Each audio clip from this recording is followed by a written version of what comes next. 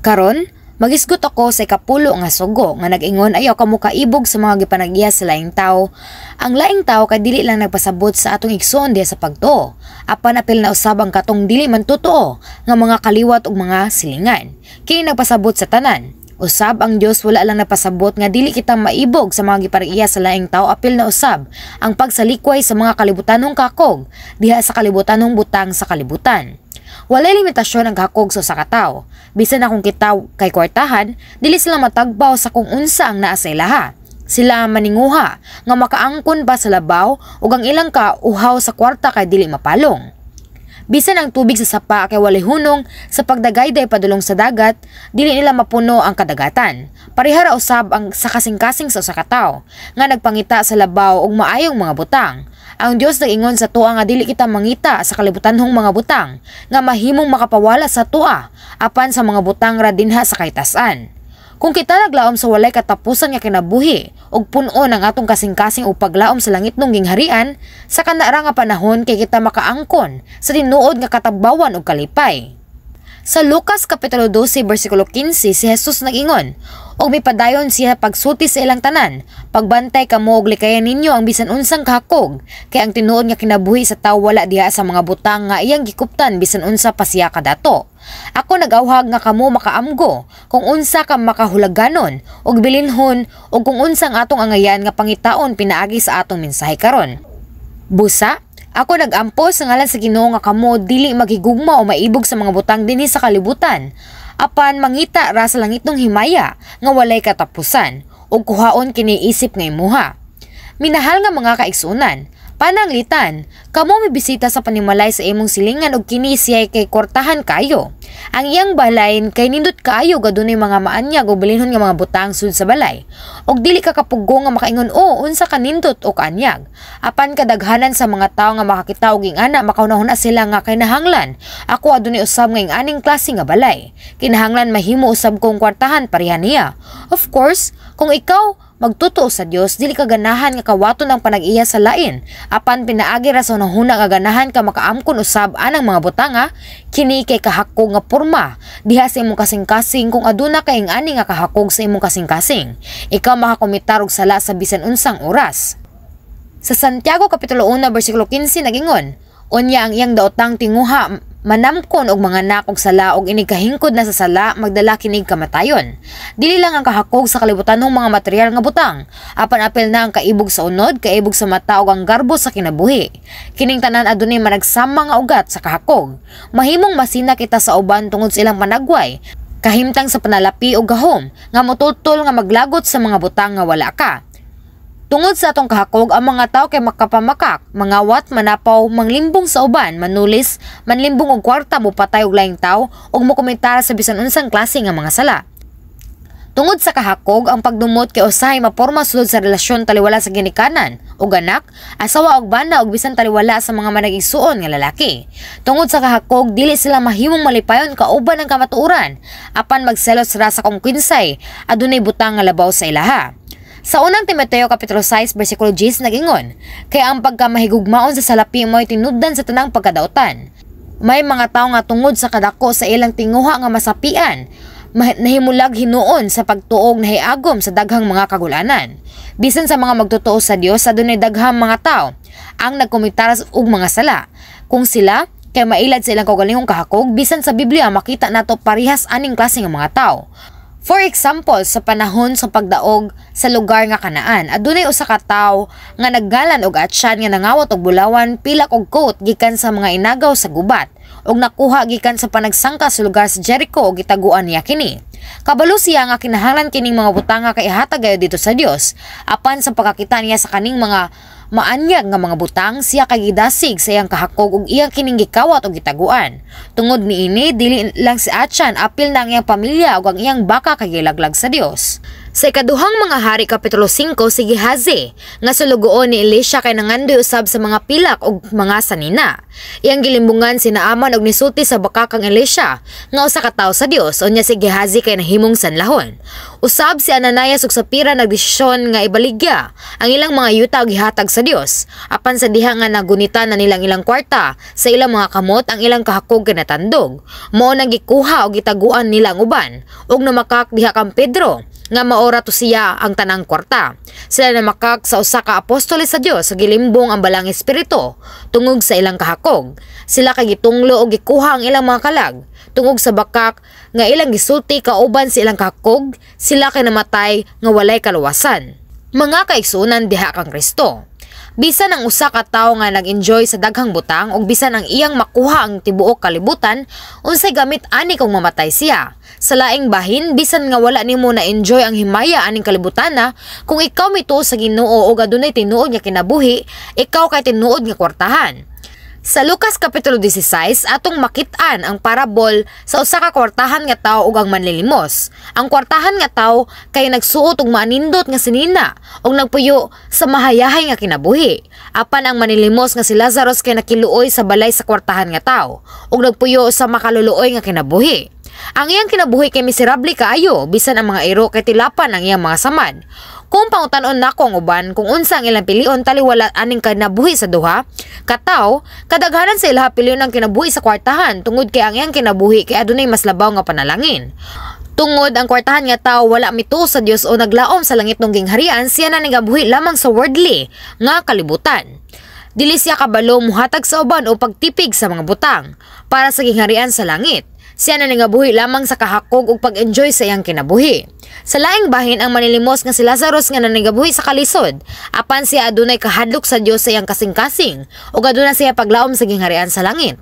Pagkahuman sa ilang oras dinhi sa kalibutan ang katapusan kinaabot dinha sa ilang duha. Ang kamatayon niabot sa ilaha nga parehas nga paagi, apan ang resulta kay managlahi. Ang manilimos nga si Lazarus kay gikuha pinaagi sa kamot sa mga anghel ug anaa sa tuparan ning Abraham. Apan ang kwartahan nga tawo kay naglaglag sa kamatayon ug nagantos sa walay katapusan. Tungod sa sobrang kainit naghandom siya og usa ka butil sa tubig nga magpabugnaw sa iyang dila, apan wala kini niya makuha. Kung kining kwartahan nga tawo kay tagaan og lahi pa nga tsansa sa pagpili kung unsang klaseng kinabuhi ang iyang puy-an, piliun ba niya ang kinabuhi isip usa ka kwartahan o usa ka manlilimos pareha kang Lazarus? Obviously, dili ba niya piliun ang dalan sa kaluwasan? Kung naamguhan nimo, kung ikaw tinuod nga adunay pagtuog makita ang mga butang sa espiritual nga pananaw, bisan na ikaw nakasinati og kalisod karon, dili nimo mawagtang ang pagpasalamat og kalipay sa pagdawat sa kaluwasan. Of course, bisan ikaw na ningabuhi isip usa ka manilimos, kung ikaw adunay kahadlok sa Dios ug naningabuhi sa kahayag, imong madawat ang panalangin sa bahandi. Since si Jesus ang nanag-iya sa tanang butang ug ang kwartahan nga tawo nga nagtubo sa ato sa kalisdanan, atong madawat ang panalangin sa bahandi sumala sa atong pagtuo. Apan kung ikaw wala makadawat og mga panalangin aning kinabuhia, ang walay katapusan nga kinabuhi kay ang labaw pa nga importante. Kung ikaw adunay tinuod nga pagtuo, dili gayud ka manumbaling bisan nga ikaw na ningabuhi og miserable aning kalibutan na. Usahay, ikaw makunahuna nga adunay pagduduha nga ang kanang tawhana kay naningabuhi og manisigong Kristohanong kinabuhi. Apan ngano man wala siya makadawat og mga panalangin. Dili gayud ka makasulti ana og mabalaka, mahitungod anang mga butanga.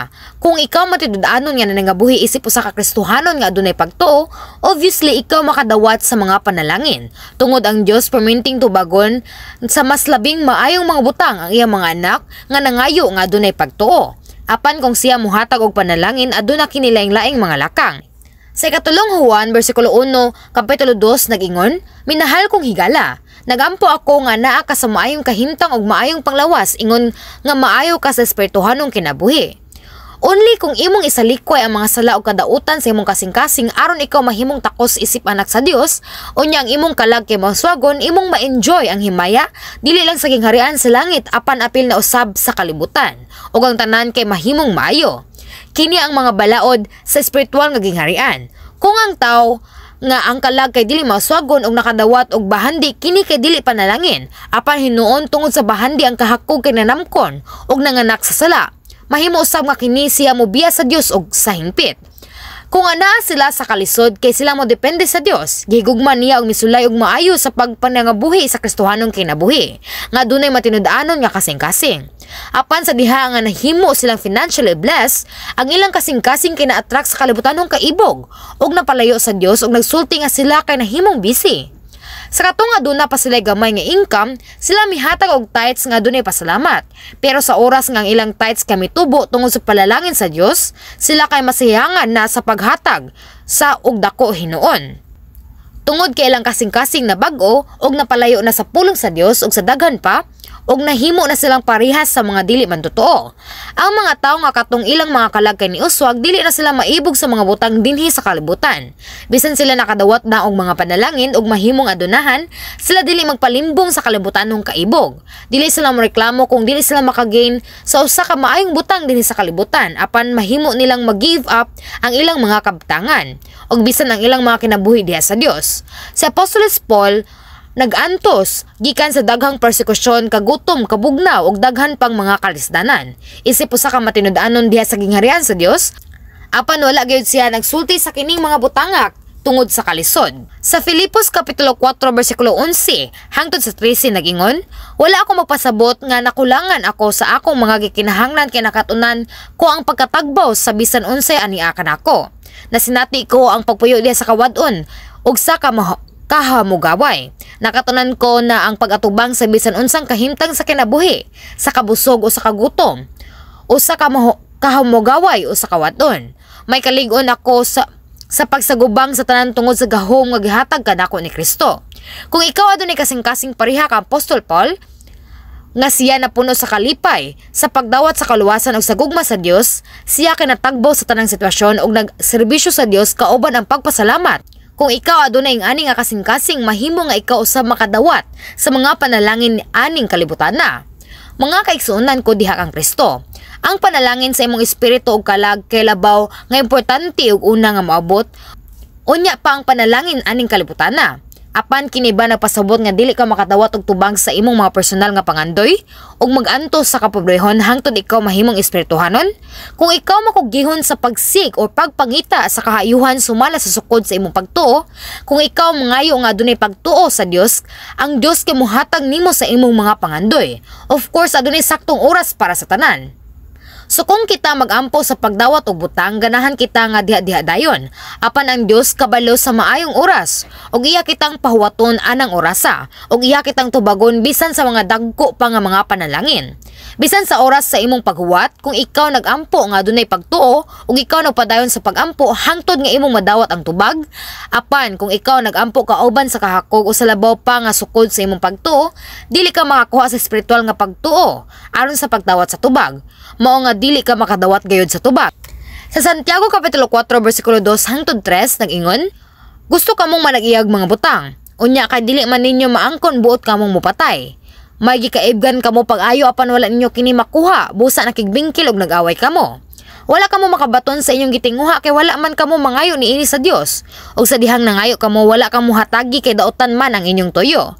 Nangayo kamo aron lamang sa pagtagbaw sa inyong mga lawasnong kaibog. Ang kini nga bersikulo nag-highlight nga kung ikaw mangayo kauban ang hakog nga intensyon, ang Ginoo dili mo hatag sa imong mga pag-ampo. Parihara kani taliwala sa ginikanan ug anak. Kung ang anak mangayo og kwarta sa ilang mga ginikanan para igasto sa walay pulos, ang ginikanan kay dili gayud mo hatag og kwarta. Busa kung ikaw mangayo, kinahanglan nga ikaw moampo sa sumala sa kabubuton sa Dios ug sa balaang espiritu. Mga kaigsuonan, tingali mahibulong ka nganong mag-ampo kita sa dihang nagtan-aw sa sugo sa nga dili ka maibog sa bisan unsang butang nga iya sa imong isig katawo. Aron mawala ang atong pagkamaibugon ug maningkamot alang sa pagkabalaan ng Dios nagtinguha sa iyang mga anak nga makatagamtam og abunda nga mga panalangin. Ang pag-ampo importante alang sa pagkuha og mga tubag ug mga panalangin ug pagpuno sa atong mga kasing-kasing sa paglaom sa langit. Ang gitinguha sa Dios mao ang pag-ampo diha sa espiritu. Diha sa Judas kapitulo 1 bersikulo 20 nagingon sa atoa, apan kamo mga hinigugma, padayon kamo pagligon diha sa inyong labing balaang pagtuo. Pagampo kamo diha sa balaang espiritu. Og sa Efeso kapitulo 6 bersikulo 18 nga nagsulti, buhata kining tanan diha sa pagampo og pangayo kamo kanunay pinaagay sa espiritu. Tungod ang balang espiritu nakabalo sa kasing-kasing ug lawom nga butang mahitungod sa Dios, kung ikaw moampo sumala sa inspirasyon sa balang espiritu, kini kay makapahimot sa Dios. Tungod kay kini uyon sa iyang kabubuton. Ikaw dali nga makadawat sa tubag sa imong pagampo o ang imong kalag kay mouswag, ug ikaw makadawat sa pangandoy sa imong kasing-kasing og dali. Ang pinaka-importante kay ang pagampo sa tibuok nimong kasing-kasing. Mao nang kinahanglan nga kita magampo nga mainiton ug matinud-anon kanunay. Kung kita nagampo kauban ang atong tibuok kasing-kasing, kinahanglan nga unahon nato sa mainiton nga pagpangayo ug kusog. Dili ra kusog nga makaayo og mga sakit, apan kusog sa pag-overcome sa kalibutan, kauban ang langitnong paglaom ug kusog sa pagtuo sa pag-atubang ug pagdaog sa away kontra sa atong mga kaaway nga demonyo. Also, mangayo usab kita og kusog sa mainitong pagampo, kusog sa paghigugma sa atong mga kaaway, kusog sa pagpuyo sa pulong sa Dios, ug kusog sa pagsalikway sa kalibutan ng hunahuna ug maadunay espirituhanong hunahuna. Kung kita magampo sa tibuok natong kasing-kasing nga nangayo og spiritual nga kusog, bisan na sa una kay kita magampo gamit ang atong human thoughts, kita kay nahinay nga makadawat sa fullness sa balang espiritu. Ikaw kay makabalora sa natural nga pagampo. Kini ka magawas pareha sa spring nga tubig. Kung ikaw magampo og ingani, bisan unsa pa kadugay sa paghilak, kay dili ka kapuyon apan makadawat pa ka og kusog. Kung ikaw magampo sa Daniel prayer meeting, ako nang hinaot nga kamo magampo sa ingani nga paagi. Kung ikaw nagsulay sa pagpuno sa imong oras sa pagunahuna og butang nga angay iampo, ikaw maka-feel nga lisod og pagampo. Apan kung ikaw muhilak sa tibuok nimong kasing-kasing og makadawat sa fullness sa balang espiritu, dili na kaganahan muhunong sa pagampo. Ikaw makakita ra dayon sa tubag sa imong gipangayo ug sa tinuod kay ikaw nagampo man sa balang espiritu. Ang imong kasing-kasing kay mapuno sa kalipay. Lain pang importanteng butang sa pagampo diha sa balang espiritu kay ang paghimo sa imong kaugalingon nga armado sa pulong sa Dios. Kung ikaw adunay pulong sa Dios sa imong kaugalingon ug kung ang balang espiritu kay molihok sa imong kasing-kasing para sa pagampo sa certain nga butang, ikaw makadawat sa inspirasyon nga klaro ug detalyado. Kung imong i-keep sa imong kasing-kasing ang mensahe nga imong nadunggan sa matag Domingo ug iampo kini sa tibuok nimong kasing-kasing sa matag adlaw, ang usa ka tuig kay enough na para mahimong sanctified. Ug ang 3 ka oras sa Daniel prayer meeting kay enough na para makadawat ka og tubag. Kung imong accumulate ang imong mainiton nga pagampo sa matag adlaw, ang pagkahakog og lain-laing klaseng sakit kay masalikway gayud.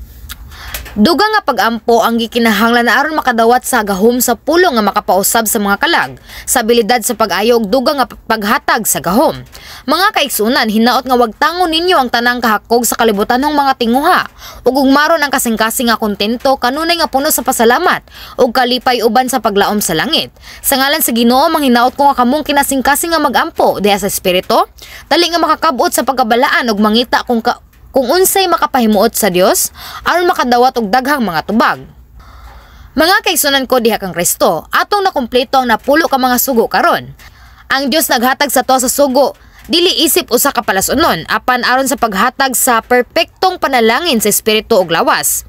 Kung wala ang sugo sa Dios, dili kita makasabot kung unsaon nato pagresemble ang Dios o unsaon nato pagdawat sa mga panalangin. Apan tungod ang Dios naghatag sa atoa sa kining mga sugo, makasabot na kita kung unsaon sa pagpahimot sa Dios o kung unsaon pagdawat sa mga panalangin o pagampo. Usab, kita makasabot kung unsaon pagsulod sa pinakamaayong posisyon dito sa walay katapusan nga gingharian sa langit. Sa unang Juan kapitulo 3 bersikulo 21 hangtod sa 22 nag-ingon, busa mga igsuon, kung wala magsudya ka nato ang atong konsensya, may kaisog kita nga moatubang sa Dios ug atong madawat gikan kaniya ang bisan unsa nga pangayoon nato kay gituman man nato ang iyang mga sugo gibuhat ang makapahimuot kaniya. Nang hinaot ako nga kamo makarealize sa gugma sa Dios og inyong ikip ang iyang mga sugo og dili pinugos apan adunay kalipay ug pasalamat. Nang hinaot usab ako nga kamo makadawat sa tanang mga panalangin nga gisaad sa Dios diha sa atoa. Sa pagbuhat ug pag-obey sa iyang pamaagi, ako nagampo sa Ginoo nga kamo ibayo sa kalangitan nga taas pa sa tanang nasod ug kanunay nga maghatag og himaya sa Dios ug makasulod sa most glorious nga gingharian sa Dios. Amen.